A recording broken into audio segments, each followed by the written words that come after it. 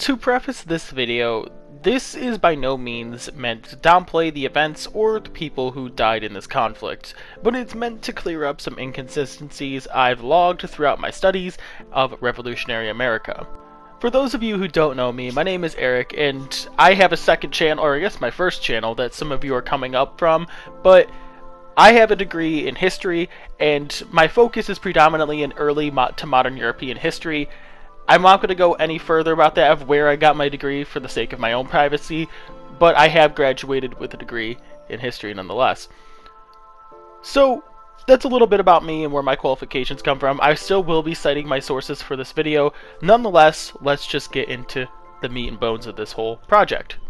We're going to start this video with a few small minor inconsistencies and then get into the bigger ones later in this video. So forgive me if you feel like these ones are short or known, and just also as a preface, if you guys already know these, that's completely fine. These are just things I've noticed as well, that I've seen a lot of people still believe that are true. The Boston Tea Party is commonly thought of as this big event where a large crowd gathered and supported the Sons of Liberty as they protested the Tea Act by dumping tea into Boston Harbor. Yes and no. Yes, the tea was dumped, but no large crowd gathered, and that is the inconsistency here.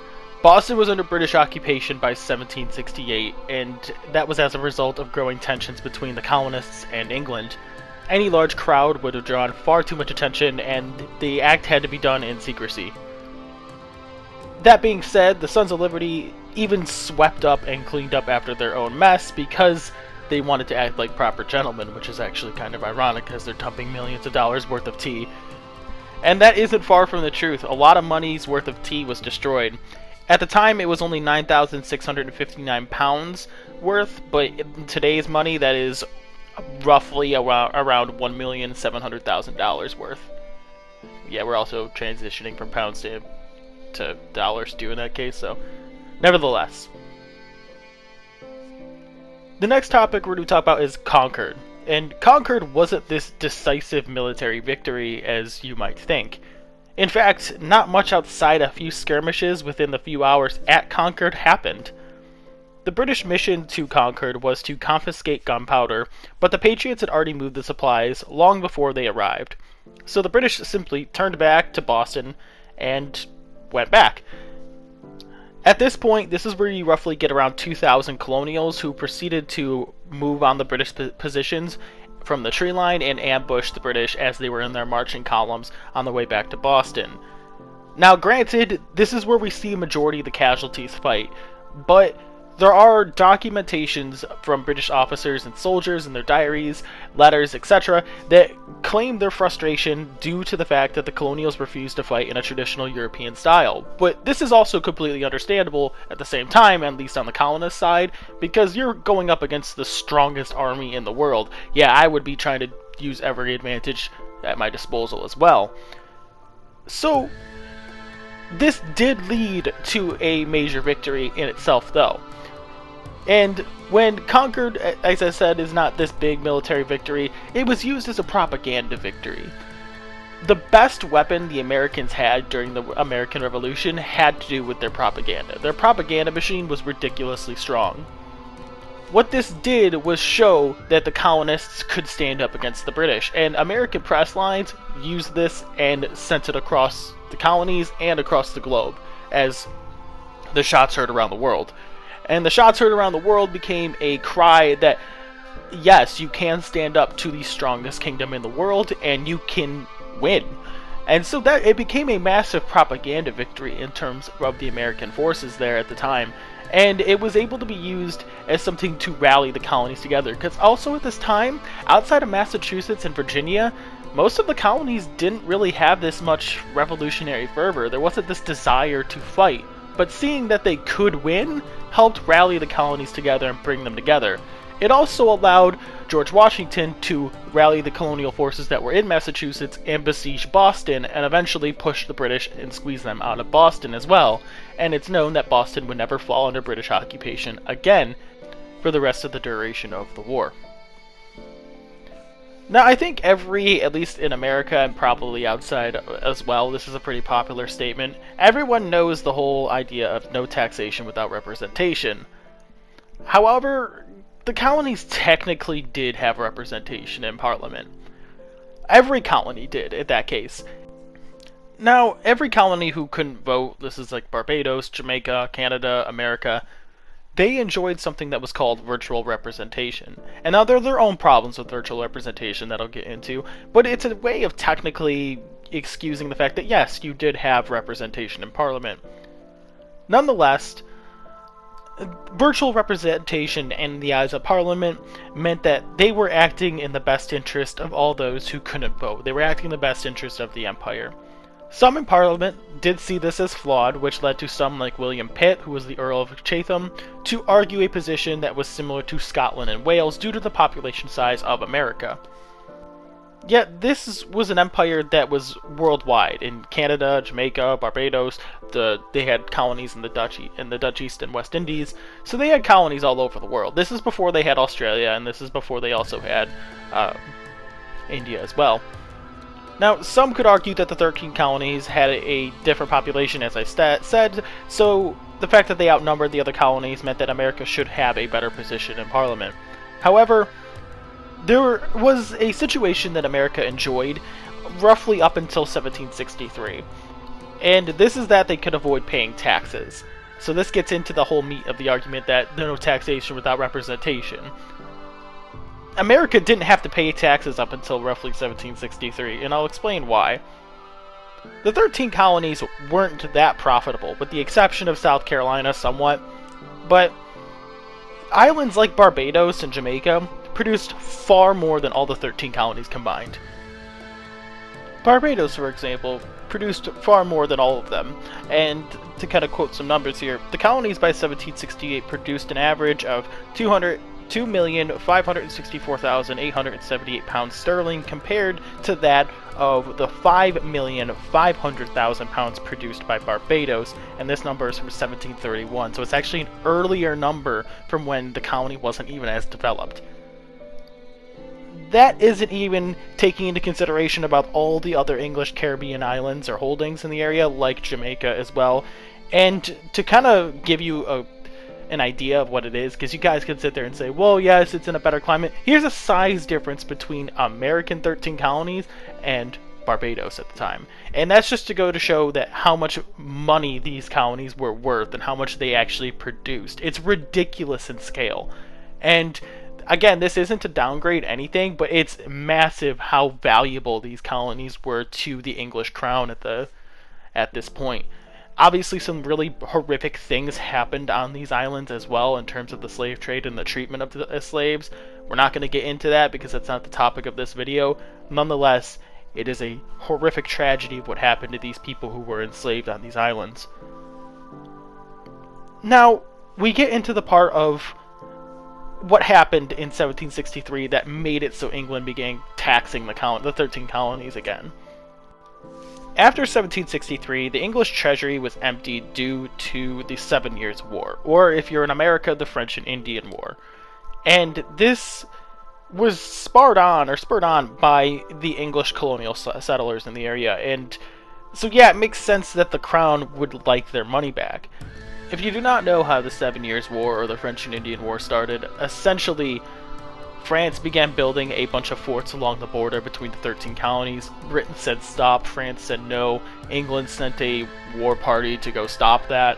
During this war party, France surrendered in the battle in the fort, and then somehow all the prisoners got killed, or a couple of high-ranking prisoners got killed, and this led to a basically worldwide war that was a little bit spurred on by the colonists. And at the same time that you could say that, oh, this is an action done by the British military, this is no means of the colonists, a lot of the colonists wanted to move and settle in the Appalachian Mountains, which was considered French territory, so they were definitely supporting this idea of pushing the French out and getting rid of the French. And there was a lot of vocal movements to want to settle westward more. But yes, after the 7 Years' War, the English treasury was borderline bankrupt or empty, and they wanted their money back. So they issued a series of taxation policies to make their money back, and they focused specifically on the 13 colonies because they played a large part in starting the war. So yes, this makes sense. And now there is an argument that we are still talking about today, that was it the people who were higher up in America stirring the populace to rebel, or is it the rebel, or was it the, I want to say rabble, was it the populace that was stirring on the higher ups to go to war? There's still this kind of never-ending debate that's going on between it. In my personal opinion, it seems like a combination of both. Both seem to be kind of stirring on revolutionary fervor with each other. So with that, the taxes weren't being held in a high regard, basically because you just went your whole life without paying taxes and now suddenly have to pay taxes. Yeah, that's kind of frustrating. I would be annoyed about that too. But nonetheless, though, these were all considered tyrannical acts, when in reality the British were within their right to do whatever they wanted. They were colonies after all. So this is all convoluted, but I digress. America was spoiled, and then they got treated normally, and then they kind of threw a fit. That's going to be where I sum this up. It's a very convoluted area, and this is by no means trying to say that virtual representation was a great policy. Really wasn't. But it was an idea that America did have representation in Parliament, because Parliament was trying to work in the best interest of everybody, not England. That was their excuse in that whole argument there. But no taxation without representation isn't really a fair argument when you look back at it, that America was really spoiled with taxes. And we could also talk about that when America got their freedom, taxes were like 3 times as higher, but we won't get into that. The last topic I want to talk about is that the American Revolution really wasn't that revolutionary. Once France was involved, the fronts opened up worldwide, in the Caribbean, the Mediterranean, and near India, all of which Britain won. Nevertheless, America merely separated from England, who was an ocean away. So yeah, when it became a global war, England seemed to have less and less fight in them, because they were fighting in 3 minimum other areas. There wasn't any governmental change, there wasn't any reallocation of power or wealth, it was just a separation. And yes, I know America became a republic compared to that of the English monarchy. That's not what I mean. I'm not saying England rebelled and then became a republic or a democracy over their constitutional monarchy. England didn't change their government, America did. So it's merely a separation, it's not a whole government restructure. It's why many historians point to the French Revolution as being the first major revolution, or the whole idea of the revolutionary concept to start this whole thing. Because after the French Revolution, you see a wide variety of revolutions occur, many of which fail, some succeed, like Haiti, but many of which do fail. The ones in Greece did, Turkey. There were a couple in Germany, or I guess, they were the German states at the time. They happened across Europe at this point. But not much changed after America got their independence. In fact, many European powers thought America would fail. They were kind of expecting it to. A lot of Americans, even high up in politics, thought that they would eventually reconcile with Britain after the war, and they would rejoin the British fold.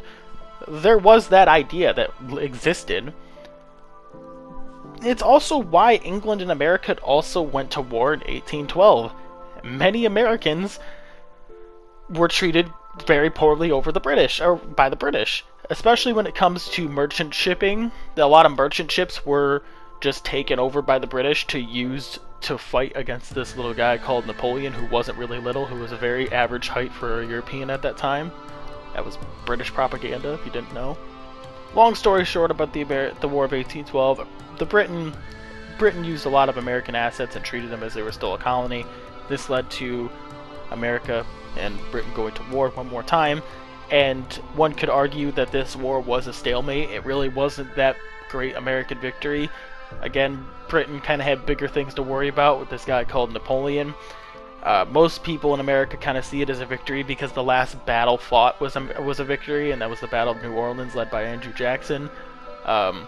This was also during a time where there was technically a ceasefire, but there's a lot of things that go into this with the War of 1812. That's a fascinating subject that I might cover later in another video, because the War of 1812 was very convoluted.